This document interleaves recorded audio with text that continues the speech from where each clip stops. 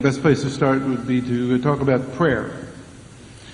And in Circumfession, you say that you're a man of prayers and tears, and that you pray all the time. And in the remark that you make that you direct to Jeffrey Bennington, you say, "I wonder if I ought to tell them that I pray, and describe how that could happen. According to what idiom and what rate, on one's knees or standing up, in front of whom or what books. For if you knew, my experience of prayers, you would know everything."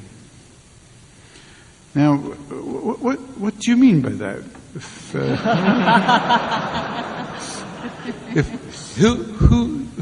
To whom are you praying?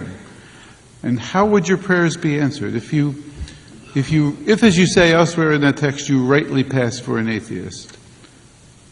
Who do you expect to answer the prayers?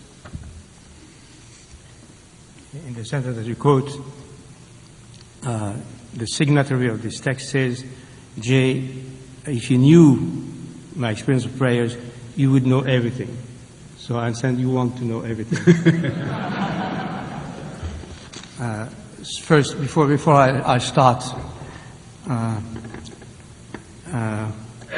trying to answer Jacques' question, I would like to begin with a prayer, in fact. Mercy. I wanted to thank you, to all of you, for this extraordinary hospitality. To thank Yvonne, first of all. Your hospitality here is absolutely formidable, which means it's terrible for me. Because on the one hand, as Yvonne emphasized, I'm improvising here in a foreign language, facing questions and problems in which everyone knows I'm not competent.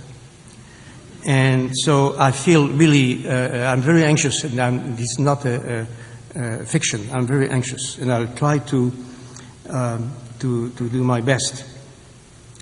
The first time this invitation was extended to me was in Paris, where I met Yvonne. And at the time, it was a conference on, how would I call it, on Judaism or Jewishness, or my relation to Judaïté, as we say in French. Jewishness, in the plural, Jewishnesses, if I can translate the title of this conference.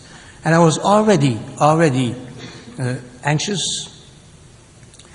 It was in a building belonging to the Jewish community in Paris. And I was terrified, because on the one hand, I knew that some of these people at least would try and denounce me for not being Jewish enough or authentically Jewish.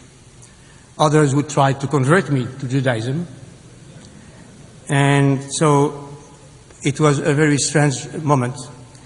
But I said yes to Yvonne. I tried. I was not expecting such an event. So, because I was not presenting myself in Paris as an authentic Jew, nor as a non-Jew. I'm not an expert in Judaism. And here, I'm not a Christian either, not a Muslim, not a Buddhist. I'm not a biblical scholar. I'm not a theologian. And I have to face the terrible questions which come from, first of all, very, very generous friends who surround me, but who are experts in these fields. So please forgive me, and that's my first prayer. I beg your pardon for what I'll try to in a very shy way to say in front of you and in front of my friends. Now I'll try to answer Jacques' question. My first answer would be take the form of a question. To whom does one ask publicly to say something about prayer, about the way he prays, before whom, and so on and so forth? If I were a priest or a theologian or a well-known believer, Jacques wouldn't ask me such a question. If I were simply a non-believer, well-known as an atheist or as someone who is totally foreign to prayer, he wouldn't ask me this question. So why am I asked this question? Publicly. Some years ago, I would decline. I would say, no, I won't answer this question. And I'm wondering why I'm ready to say something.